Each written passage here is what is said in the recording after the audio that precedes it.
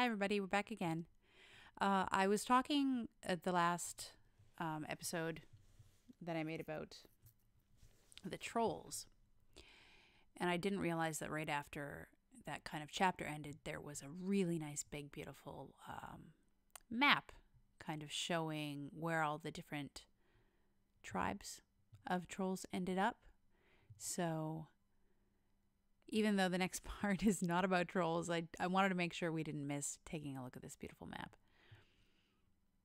So after the Akir and the Troll Wars were kind of over and done with, this is sort of where they ended up.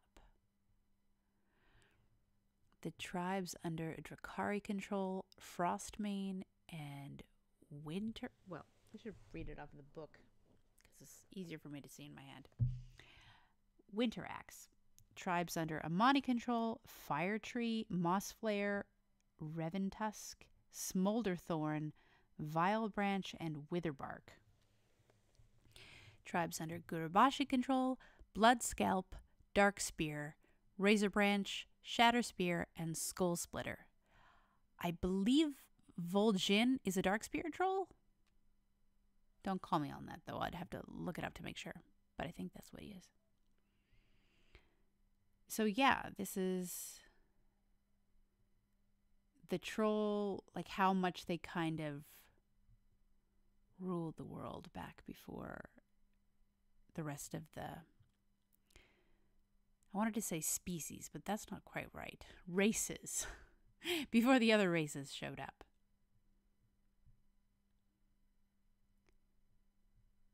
And Zandalar is kind of surprising to me because it's quite far away from Mount Hyjal.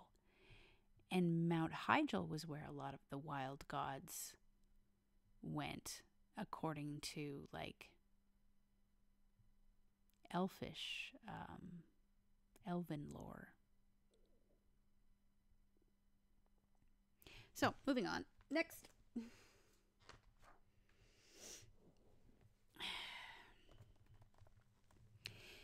Age of 100 Kings. We're at 15,000 years before the Dark Portal. Next picture. There we go. That is the Mogu defending their lands from the Mantid. Though Highkeeper Ra had not been seen in millennia, his loyal Mogu maintained their vigil over the Vale of Eternal Blossoms, bravely fighting off each successive Mantid swarm. Their faith that the High Keeper would one day return endured through century after century of hardships. Yet that faith vanished once the curse of flesh manifested within the Mogu ranks.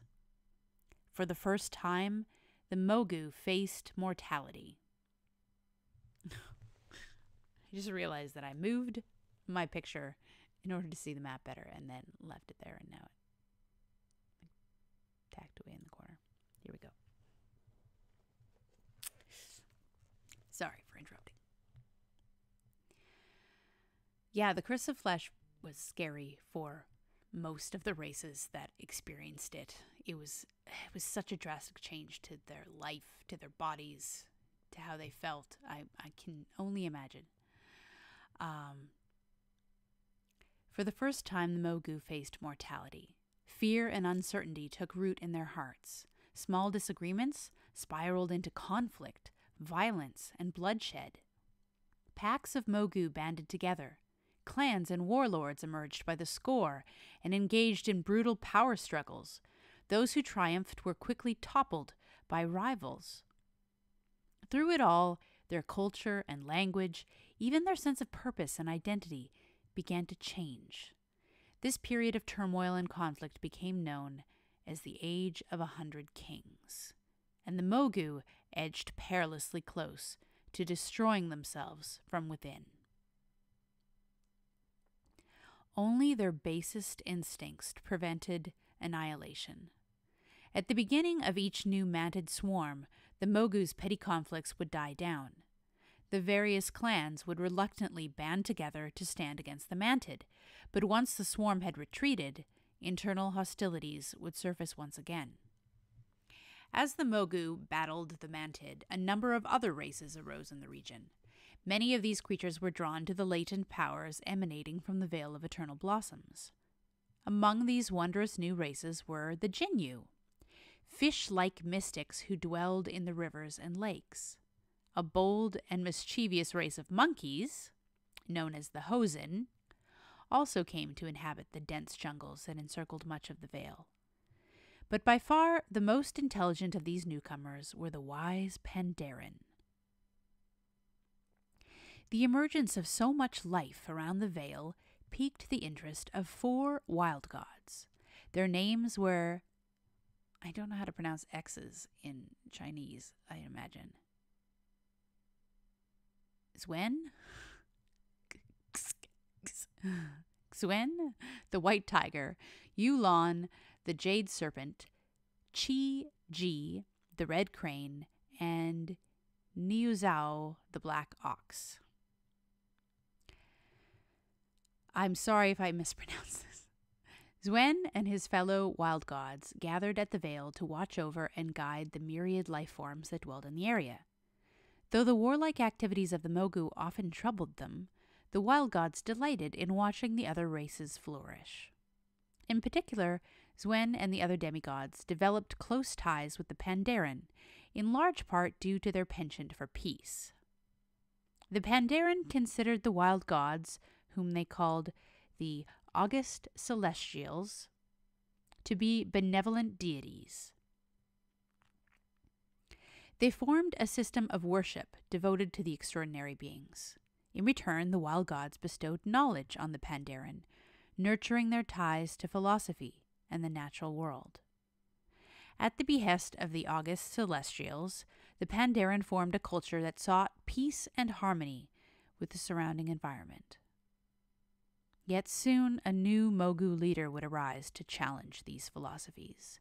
His name was Li Shen, and his rule would threaten not only the mortal races of the Vale, but the August Celestials as well. It's kind of interesting that if the Mantid hadn't kept attacking them with such reliability, they might have wiped each other out. The Thunder King. As the Pandaren and other races prospered around the Vale of Eternal Blossoms, the Mogu continued their endless squabbling. It was during this cycle of violence that a warrior named Li Shen came to power. A descendant of a minor warlord, young Li Shen was thoroughly accustomed to the brutality of clan warfare. Despite his skill and success in battle, he saw the incessant conflicts and political maneuvering as a betrayal of the Mogu's potential. Nevertheless, he remained stalwart as a vassal for his father. A close advisor eventually betrayed and murdered Li Shen's father. Almost all of the fallen warlord's clansmen sought refuge in the ranks of other clans, abandoning Li Shen. Only a few loyal armsmen refused to leave his side. Rather than seek retribution and perpetuate the violence, Li Shen chose to go into exile. He wandered the land, meditating on what he saw as the failures of his kind. Soon Li Shen desired answers his intellect and reason could no longer provide. He set off in search of the Mogu's long-absent master, High Keeper Ra. In recent centuries, the High Keeper had become known as Ra Den, meaning Master Ra in the new Mogu tongue. Few of Li Shen's kind even believed he still lived. Why would their ancient creator have allowed them to suffer from the curse of flesh?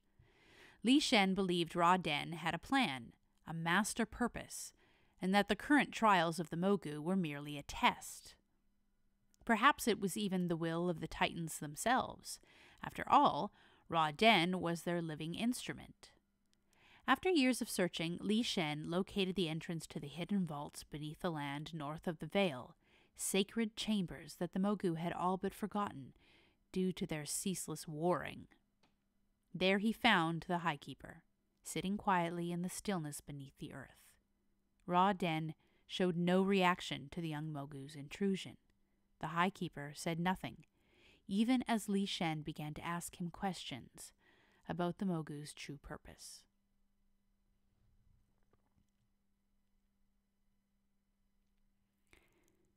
they have a little note here that's kind of in between, so I'll read it now, even though it's kind of off topic. The decision to abandon any claim to his father's power had spared Li Shen's life. When a clan's leader was killed, it was customary for rivals to immediately murder his family and thus exterminate the clan lineage forever. Li Shen's meditations were seen as a sign of despair and madness. Most assumed he would never be a threat to any Mogu ever again. Okay.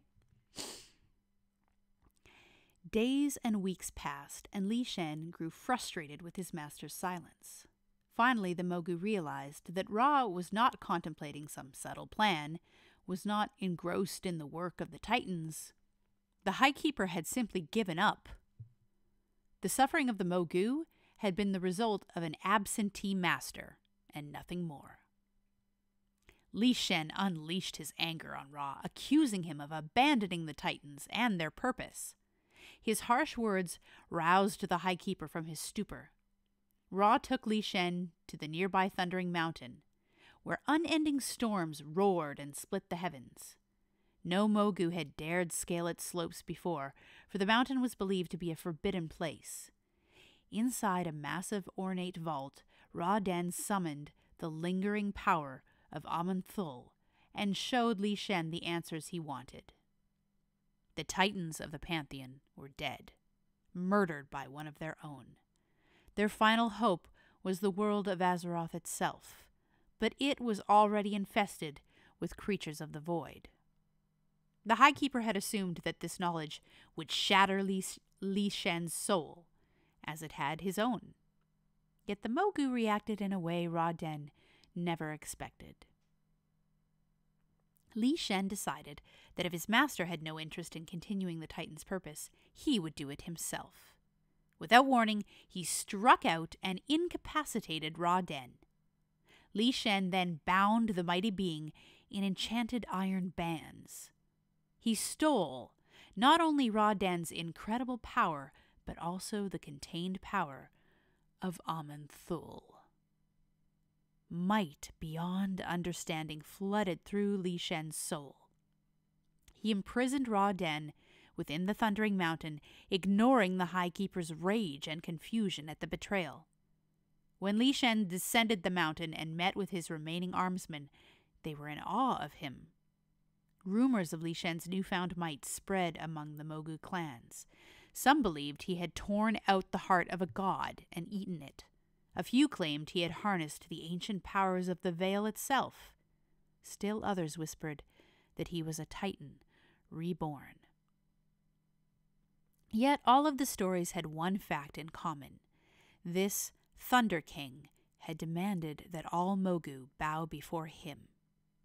He claimed the birthright of the Titans, and he would destroy all those who refused to yield to his will. Thereafter, Li Shen set out to unify the Mogu and forge them a new destiny as the masters of Azeroth and guardians of its world soul. The petty squabbling and warfare that had plagued their kind would no longer be tolerated.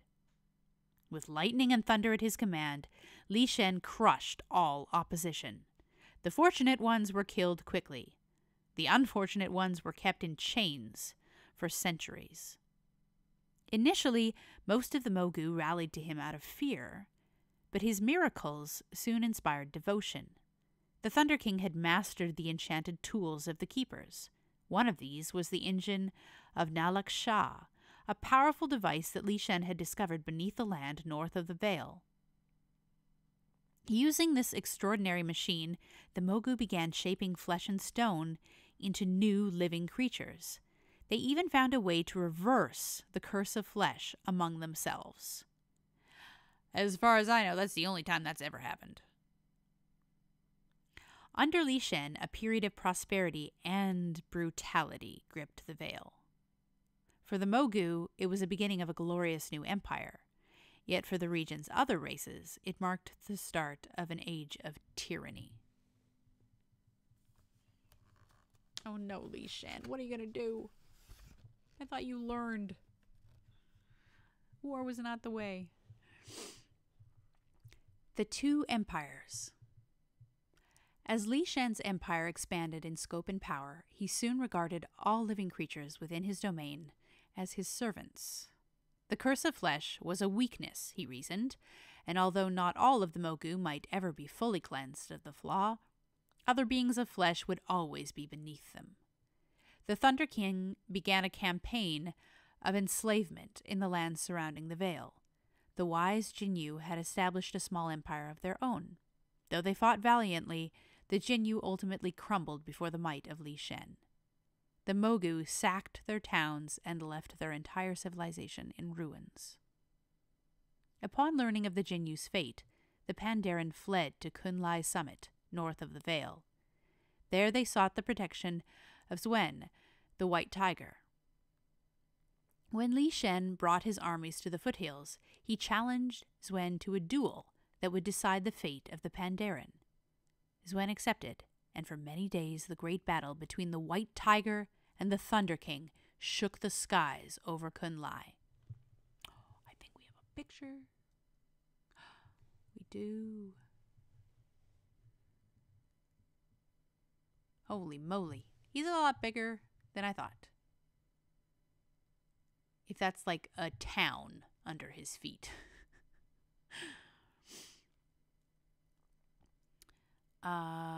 Where were we?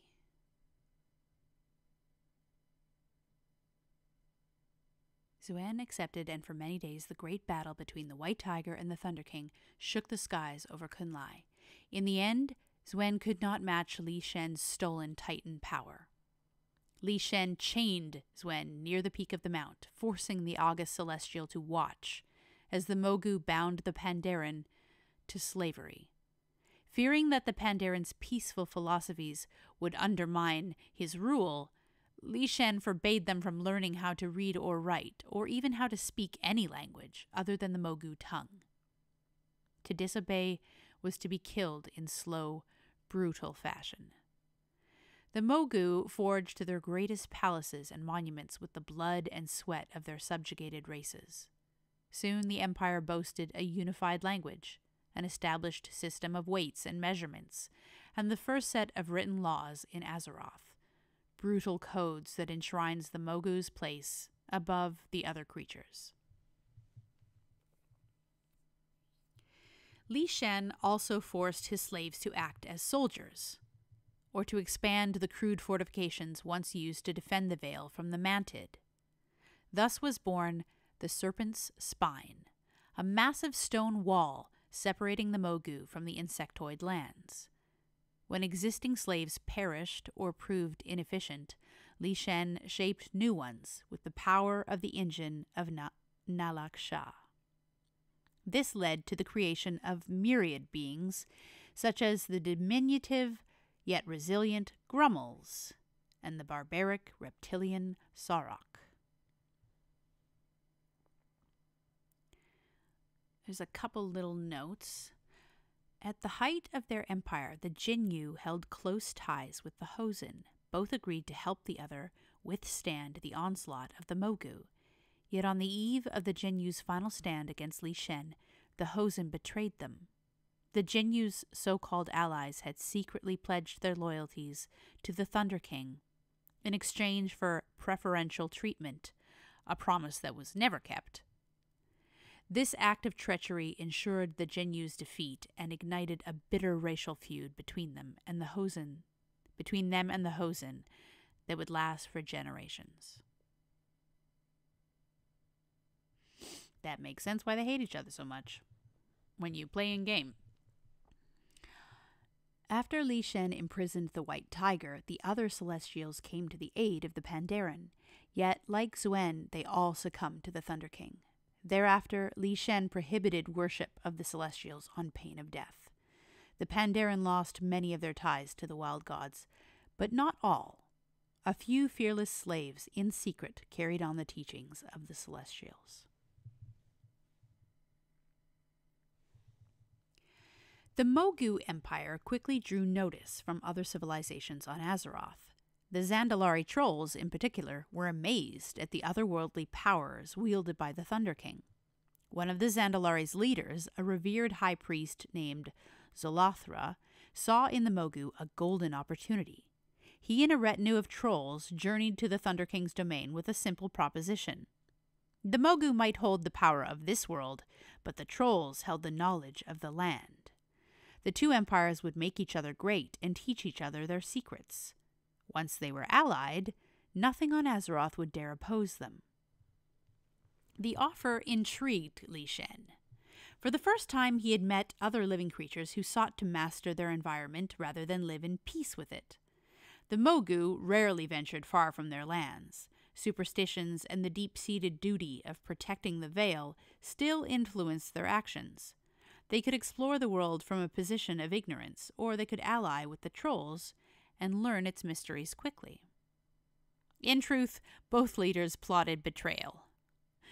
Zalathra believed the Zandalari could steal Li Shen's godlike powers once they learned the Mogu's secrets, and the Thunder King schemed to enslave the Zandalari the moment they ceased being useful. Yet they kept their plans concealed, even from their own people, and publicly brokered an agreement. In exchange for the Zandalari's knowledge, the Mogu would train them in the ways of arcane magic. They also promised the Zandalari a swath of fertile land near the Veil. Li Shen even made a secret agreement with Zalathra. The Thunder King had devised a method to fully revive his spirit if he was ever killed, but he did not trust his own servants with such knowledge. The Mogu were a power-hungry people, and they would likely try to claim the empire for themselves if Li Shen fell. Only the Zandalari would hold the key to resurrecting Li Shen. Without him, the trolls knew they would never fully learn the secrets of the arcane, nor would they be able to claim his awesome power. Though both leaders continued scheming, their betrayals would never come to fruition. Indeed, they found each other to be invaluable allies, and their pact endured for many years. Did not see that coming.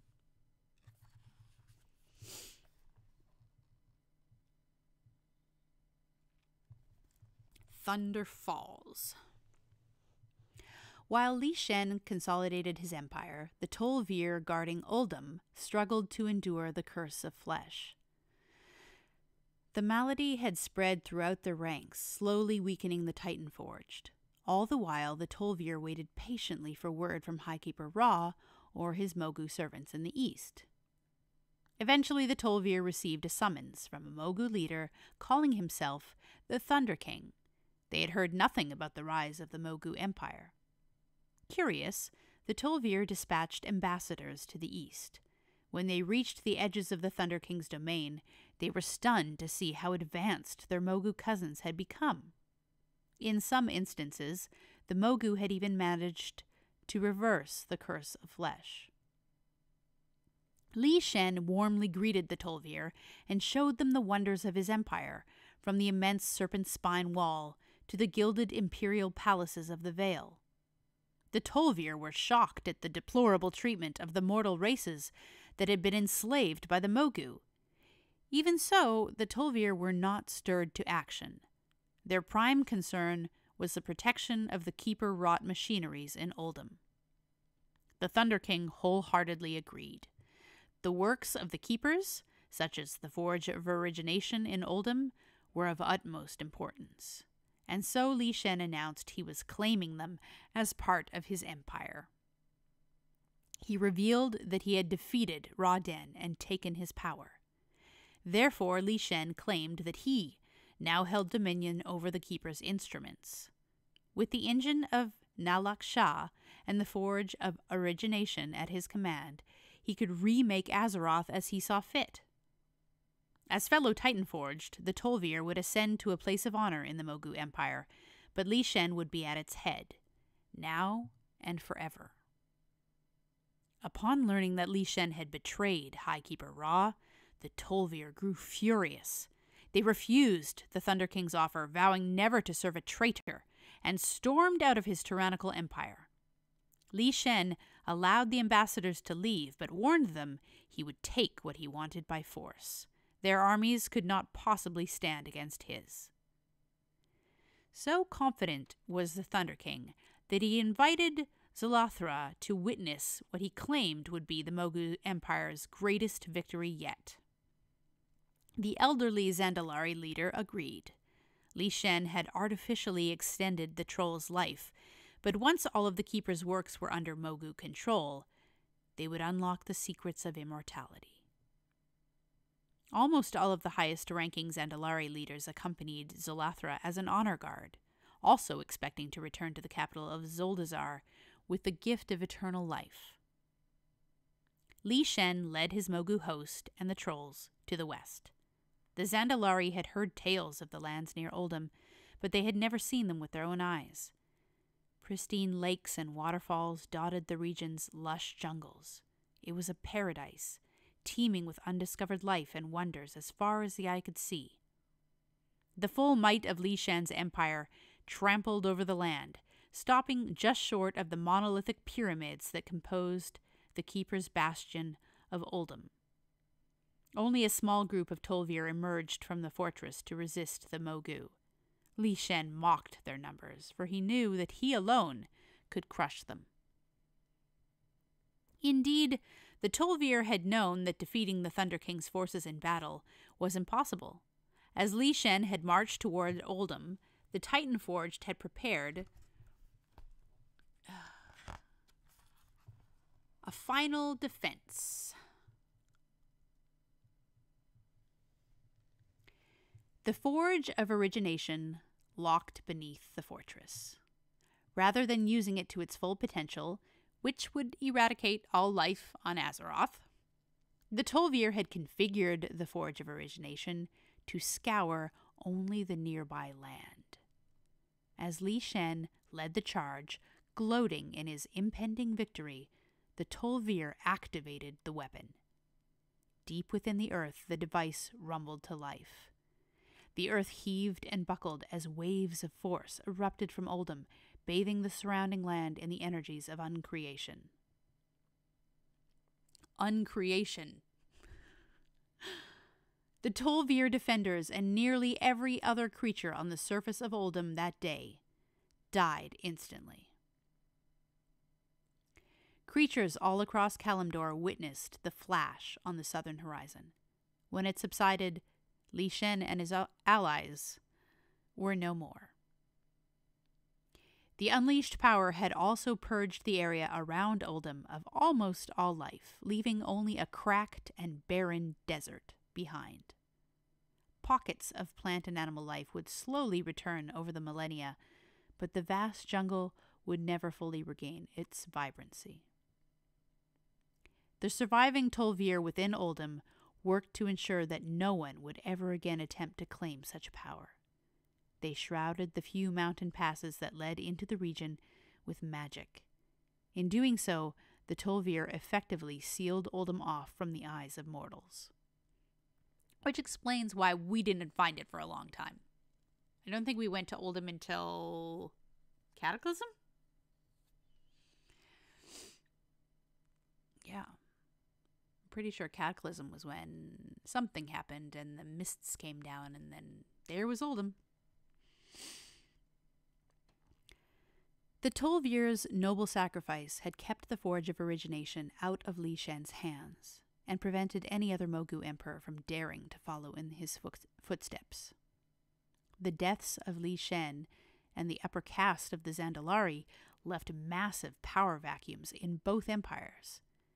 Before the Tol'vir shrouded Oldham in their grand illusion, a handful of Thunder King loyalists recovered Li Shen's corpse from the region. They brought it back to the Empire and enshrined it within the Tomb of Conquerors. Yet with most of the Zandalari leadership dead, there was no one to revive the Thunder King. A succession of emperors followed Li Shen, but none would ever wield as much power as he had. The Zandalari, too, spent generations attempting to recover from the losses at Oldham. The catastrophic event had struck a mortal blow to both empires. Neither would ever regain its former glory, and in time, both would crumble and fall. The Pandaren Revolution. The The Thunder King's death weakened the Mogu, but their civilization continued lording over the Vale. The Empire's slaves suffered greatly under Li Shen's barbarous successors, each ruler seeming crueler than the last. The final Mogu emperor, Lao Fei, earned the title Slave Binder early in his tenure. He lived a life of decadence, confident that his supply of cowed slaves would never diminish. To earn their compliance, Lao Fei would tear apart slave families for even mild transgressions. Parents were separated. Children were dispatched to the serpent's spine to die as fodder before the manted swarm. It was this very fate that befell the family of a Pandaren brewmaster named Kang. His son was sent to the manted, and his wife died trying to stop it. After the Mogu left his home and his life in ruins, Kang nearly succumbed to despair. But soon his thoughts circled around a particular question. Why? Why did the Mogu inflict such pain?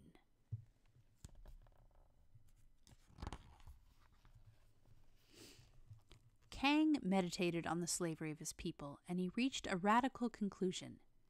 The extreme cruelty toward slaves was not a sign of the Mogu's strength. It was a symptom of their weakness. They had grown dependent on their servants. Without them, they were nothing. Kang devoted his life to exposing the Mogu's vulnerability. Apart from those who were sent to defend the serpent's spine, no slave was ever permitted to touch a weapon, a crime punishable by death. Thus Kang taught himself to use his own body as one. To elude the ever-watchful eyes of the Mogu, he learned to disguise his attacks as an artistic dance. When he had finally mastered his techniques, he challenged his fellow slaves to strike him. None could. His dancing, his flowing movements kept him free of harm. The slaves begged Kang to teach them how to fight unarmed.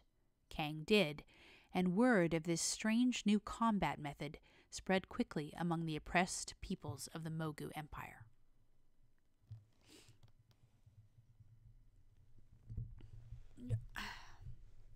More comfortable.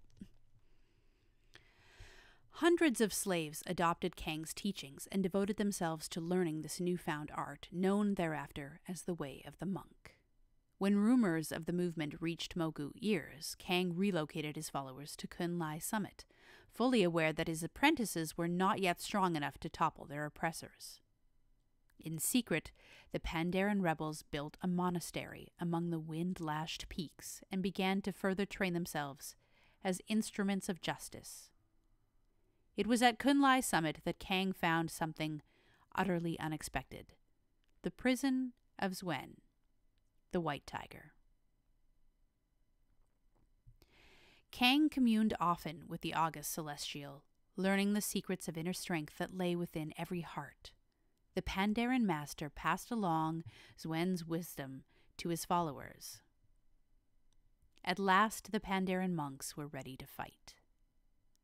Their first major victory came at the Mogushan Vaults, the sacred chambers that housed the engine of Nalak Shah. There the rebels successfully drove the Mogu away from the source of their flesh-shaping power. The Pandarens' devastating attack prevented the Mogu from creating any new twisted soldiers. This single victory not only heartened the Pandaren, but also drew other races to the rebellion. The Hosen, the Jinyu, the Grummels, and a burly race of bovine creatures called the Yongol all joined the effort to topple the Mogu Empire. Bit by bit, the revolution grew. Kang was right. The Mogu had grown too reliant on their slaves, and as more rebelled, the empire fell into chaos. The Grummels, masters of communication and trade, disrupted Mogu supply lines. The mighty Yongol led raiding parties to wreak havoc in the northwest. The wily Hosen dug tunnels to infiltrate the mightiest Mogu strongholds. The mystic Jinyu communed with the waters of the land to glean the future, telling Kang's forces where to strike and when to run. Eventually, Lao Fei's forces retreated to the Vale of Eternal Blossoms, the royal seat of the Mogu Empire. Kang knew the enchanted land could sustain them for as long as they desired. Thus, to defeat the Mogu, the rebels needed to expose themselves and launch an attack. Kang did not hesitate to do so. He personally led the charge, striking deep into the Vale. He fought Lao Fei hand to hand and defeated him, but the Pandaren sustained mortal wounds in return. The slave binder and the former slave died together. Flushed with victory, some of the freed slaves considered seeking revenge against the surviving Mogu, butchering them as they had butchered their vassals for millennia. Yet one of Kang's most promising students calmed their bloodlust. As a secretive keeper of Pandaren history, the pupil, Song, had memorized many of Master Kang's philosophies and tales. Song retold Kang's stories again and again to the liberated slaves, reminding them about his commitment to true justice, not revenge. He walked from one end of the fallen empire to the other for the rest of his life, sharing Kang's wisdom and urging all creatures to find emotional balance within themselves. As Song's stories spread, others began to follow in his footsteps. More and more Pandaren traveled the land, telling stories and encouraging inner peace in all they met.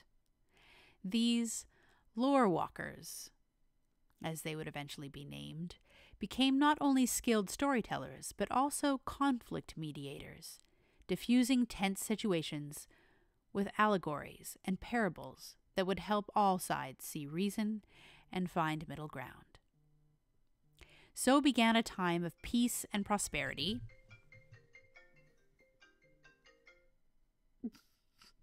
And phone calls.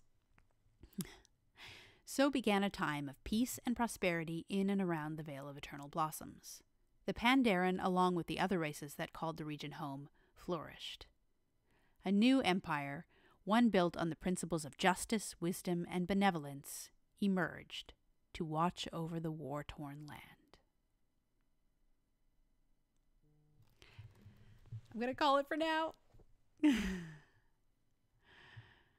See you guys next time.